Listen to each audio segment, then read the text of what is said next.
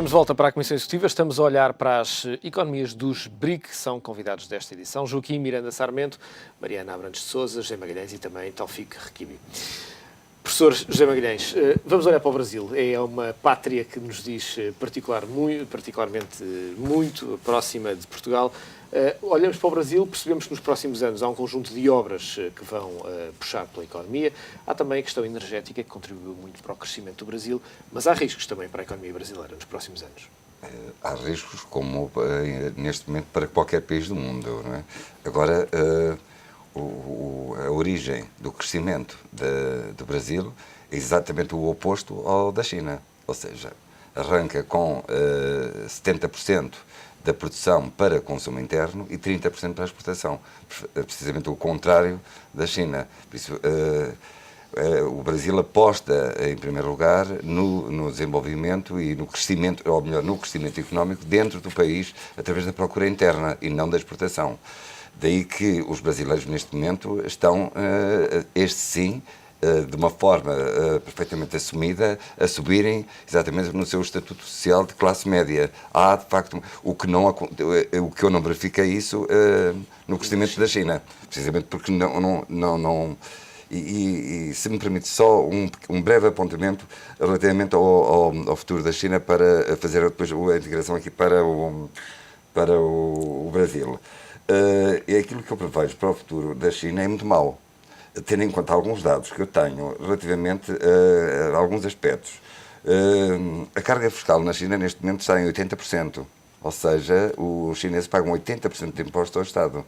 Ou seja, os salários já são baixos, mas mesmo que tenham tendência a subir, o Estado, mantendo este mesmo sistema fiscal, são 80%, ou seja, a procura interna continua a não poder ser reforçada, visto que o Estado come a maior parte da fatia dos salários dos chineses.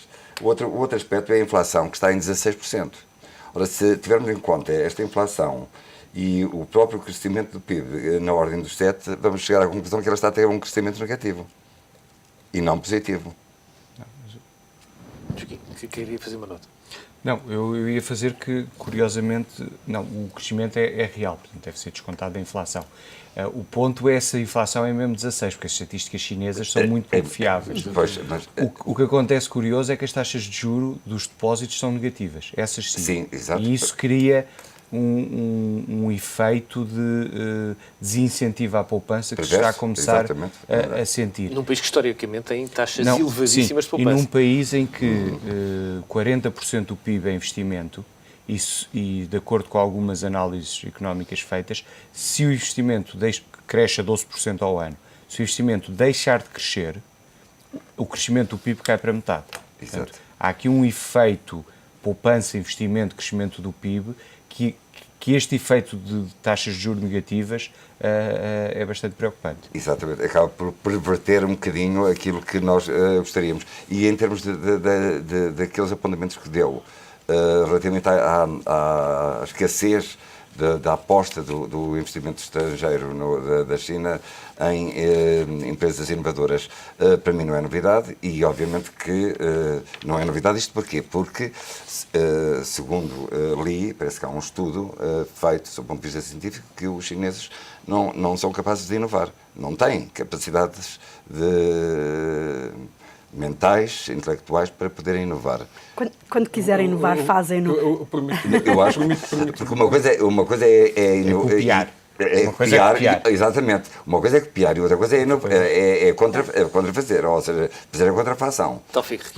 Permite-me discordar desta questão da inovação, porque julgo que na China há um grande potencial de inovação, sem dúvida absolutamente nenhuma, que pode decorrer da imitação, pode decorrer do plágio das tecnologias, mas mais dia, menos dia, vamos assistir a elevados níveis de desenvolvimento tecnológico. Prova disso é os progressos que fizeram na área da indústria aeronáutica e na área da indústria espacial e até na área da indústria do armamento. E, portanto, aqui temos algumas pontas do iceberg que mostram tudo aquilo que está por trás. Mas é uma coisa muito importante que preciso perceber, apesar da pressão social, apesar do aumento dos salários, porque vamos em abril ter um aumento de salários na zona de Xangai, por exemplo, já foi decidido de 13%. Apesar, digamos, desta pressão da própria classe média que quer um conjunto de direitos e que pode pode eventualmente mudar as regras de jogo internas dentro da China. A China soube, ao longo destes últimos anos, criar um cordão umbilical de dependência entre a China e o resto do mundo. E este cordão umbilical vai ser muito difícil romper a curto prazo. Aliás, recordo-me daquele trabalho que fez uma jornalista norte-americana que procurou viver 15 dias sem produtos chineses. E a sua vida parou por completo. Ou seja, deixou de utilizar o seu telemóvel, deixou de utilizar o seu computador, deixou de utilizar o elevador, deixou de utilizar os eletrodomésticos, deixou de utilizar o seu carro, deixou de vestir a sua roupa. Portanto, tudo o que temos tem algo de chinês. E isto foi criado de uma forma inteligente e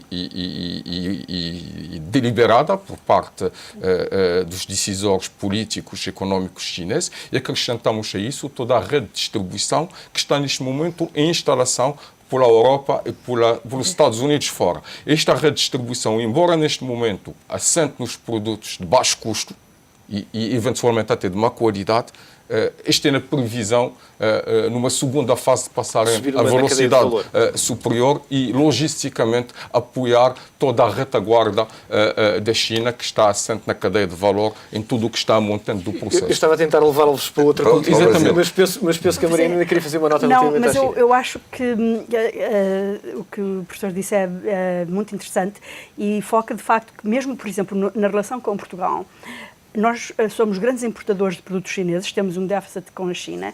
A China faz investimentos... Eu encontrei uma fotografia com o Primeiro-Ministro em 2007 em que a China vinha fazer investimentos em Portugal. A China em Portugal fez investimentos de carteira, de portfólio, de comprar empresas que já existem. Eu, pelo menos, não me recordo de uma nova empresa. O Brasil, com quem também temos um déficit comercial, agora muito baseado no petróleo, tem investimentos, tem Embraer, tem alguns investimentos que para nós vão ser mais produtivos. Portanto, a China, eu não vejo a China produzir fora da China. E o valor acrescentado está no sítio da produção.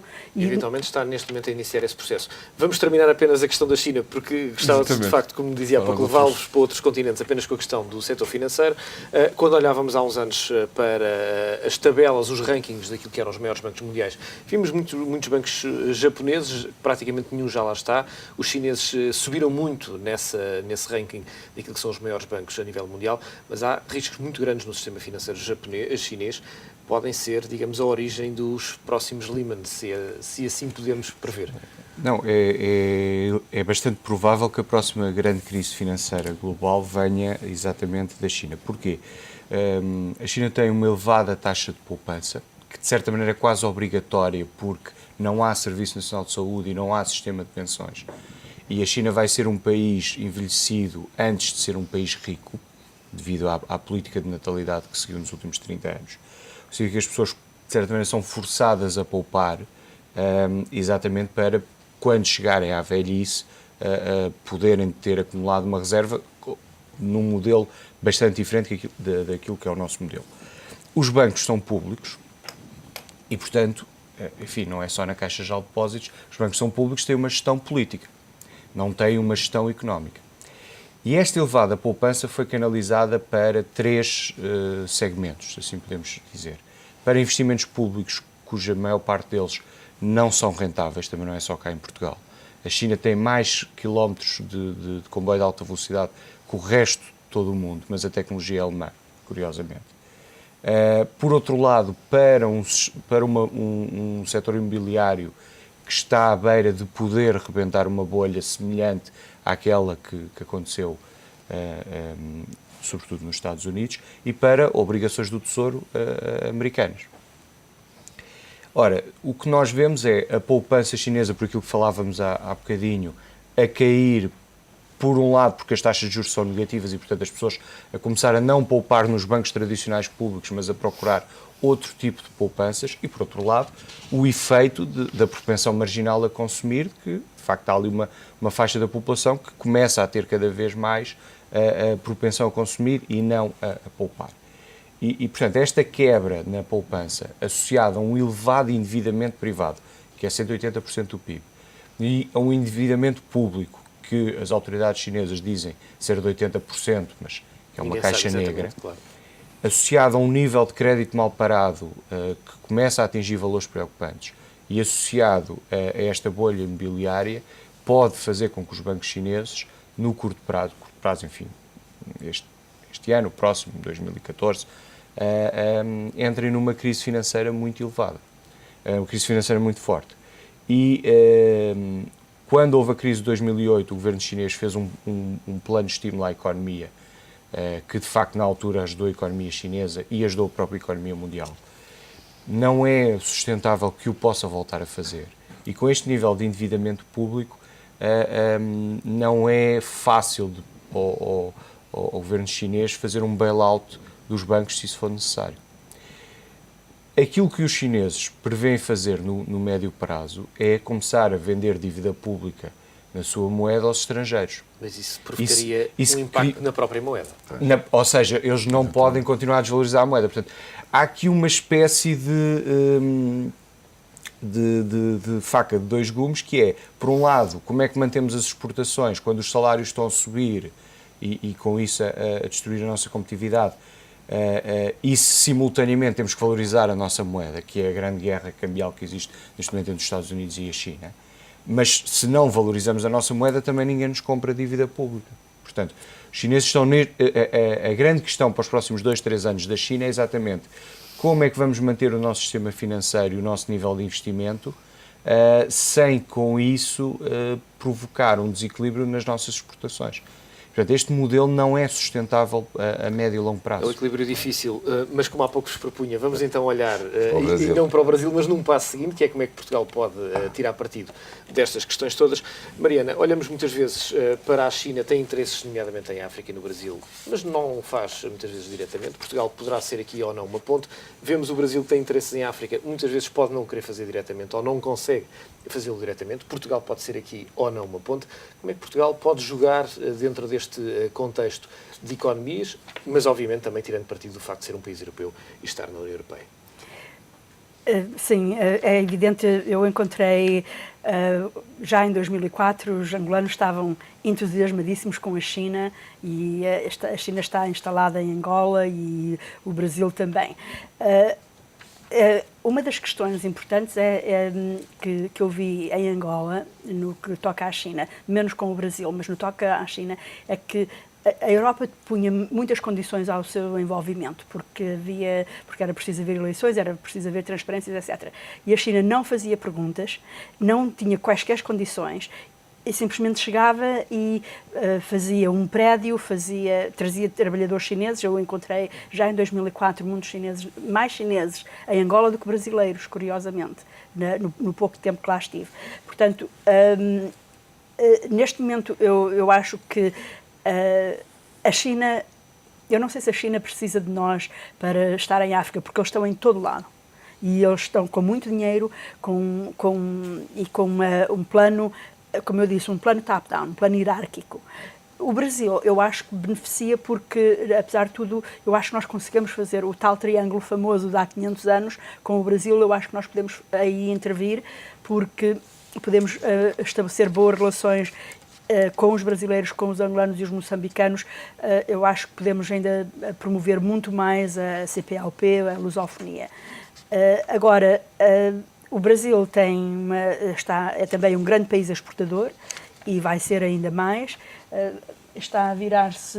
O Brasil é um dos países que tem feito um grande investimento na redução da pobreza e é considerado um dos mais bem-sucedidos nos programas de redução da pobreza. Está neste momento a abrandar. É um dos países deste grupo que tem. O Brasil e a Índia têm déficits da balança de transações correntes, ao contrário da China, que continua sendo muito superavitária. E o Brasil está num período em que está com um grande programa de investimentos ligados à Copa, etc. Esses investimentos desportivos são sempre muito problemáticos. Mas, e o Brasil é um país que não tem aquela hierarquia, não é? É um país que tem um problema de segurança, que eu acho que não existe na China, e portanto eu acho que a nossa relação com o Brasil pode ser muito mais importante porque nós temos mais complementaridade com o Brasil do que temos com a China. Com a China nós somos compradores. Só 6 minutos para terminar e, portanto, distribuímos 2 a cada um. José Magalhães. Perfeitamente de acordo com as últimas palavras da Mariana, ou seja, eu vejo Portugal e a economia portuguesa a usufruir mais da sua grande proximidade que tem com o Brasil do que com a China. Isto porque, falando muito francamente, a China não precisa de nós para ir para lado nenhum. Já a relação que nós temos com o Brasil vai nos permitir, e está neste momento a permitir-nos, muitas empresas neste momento já estão instaladas no Brasil, nomeadamente as de construção civil, no âmbito dos eventos desportivos, quer da Copa e também dos Jogos Olímpicos, e Portugal já lá está neste momento, está a usufruir, e já está muita gente muitos portugueses a irem para o Brasil, naquela onda que se está a surgir aqui da saída de alguns quadros técnicos que estão a ir para o Brasil. O Brasil está a receber muito bem os portugueses. Acho que nós podemos, de facto, usufruir da economia, da pujança da economia brasileira. Então, Fico Requibi, acrescentava aqui apenas um ponto que me parece também importante, e sobretudo porque é conhecedor desta área, juntava aqui a questão Norte da África e Médio Oriente, onde Portugal, obviamente, também poderá ter aqui fruto das ligações passadas. Portugal hoje é extremamente dependente dos países da OCDE, quer no seu comércio externo, quer no que refere ao investimento direto no estrangeiro. Os países do BRIC representam uma taxa extremamente reduzida e daí o que está a acontecer neste momento não vai nos afetar de imediato. Mas não deixam de ser os nossos concorrentes nos nossos mercados tradicionais. E, de facto, Portugal precisa mais de nunca diversificar os seus mercados parceiros. E julgo que a lógica da proximidade geográfica e da proximidade cultural poderão ser umas vias para Portugal poder não só estimular as suas exportações, atrair investimento e, essencialmente, assegurar um conjunto de triangulações, porque o que falta, muitas vezes, às nossas empresas são meios financeiros para irem a grandes mercados. E, neste momento, por exemplo, tiveram recentemente a participação de uma empresa vinda do Médio Oriente na privatização. Portanto, eu acho que nós podemos, daquele lado do Médio Oriente, arranjar mais parcerias em termos de apoios, não diria de apoios, mas de parcerias financeiras, para que estas mesmas parcerias financeiras possam alavancar os projetos das nossas empresas nos países onde nós gostaríamos de nos implementar e onde nós eventualmente temos alguma coisa para oferecer. E parece-me que a proximidade geográfica do Magreb, que é aqui a porta, e que está a promover um acordo de associação com a União Europeia. Em 2012, a maioria dos produtos vão circular livremente entre a União Europeia e estes mesmos países. Pode ser uma oportunidade única para as empresas portuguesas poderem crescer fora de fronteiras, já que dentro do mercado nacional estamos em recessão e que, curto e médio prazo, não vejo como, a partir do nosso mercado nacional, possamos recuperar seja o que for. E até como se costuma dizer, a capital mais próxima de Lisboa não é Madrid, ao contrário de muitas Rabat. Vezes. Exatamente, é Rabat. Joaquim, para terminar, o facto de Portugal ser um país pequeno permite estas triangulações, porque ninguém olha para nós como uma grande potência e como uma ameaça. Podemos tirar partido disso, mas também da nossa história, de ligações passadas. Podemos, quer dizer, a questão da dimensão aqui pode ser uma vantagem, a questão histórica também, o facto da forma como sempre nos relacionamos. Agora, aquilo que eu acho que, enquanto um país pequeno e com poucos recursos, quer humanos, quer financeiros, é que também não podemos cometer o erro que eu julgo que foi cometido no final dos anos 90 e depois durante toda esta última década, que é uma dispersão demasiado grande. Ou seja, neste momento continuamos demasiado dependentes dos mercados europeus, continuamos a exportar 80% para a Europa. É natural que isso tenha acontecido porque, enfim, entramos na União Europeia e, portanto, é natural que uma parte dos nossos agentes económicos se tenha virado para esse mercado. É importante diversificar, mas aquilo que vimos na experiência portuguesa de muitas empresas nos últimos 10, 15 anos é que foram a todas, ou seja, foram para todo o lado.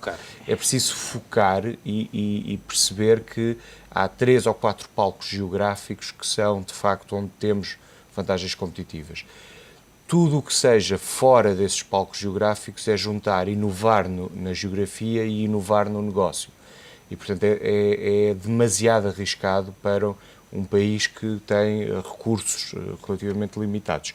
E, portanto, aquilo que me parece é que nós temos que, finalmente, definir quais são as áreas geográficas prioritárias e aí sim apostar fortemente. nessas. Deixe-me só dizer Em uma 10 coisa, segundos, e finalmente começar a aproveitar o dinheiro que gastamos na cooperação para potenciar os negócios portugueses, que é uma coisa que os espanhóis fazem e nós não fazemos. E nós gastamos 0,5% do PIB em cooperação, o que estamos a falar cerca de 800 a 900 milhões de euros por ano. E esse era um tema que dava mais uma Comissão Executiva. Agradeço aos 4 a vossa presença nesta Comissão Executiva. Voltamos a ver-nos de hoje a 8 dias.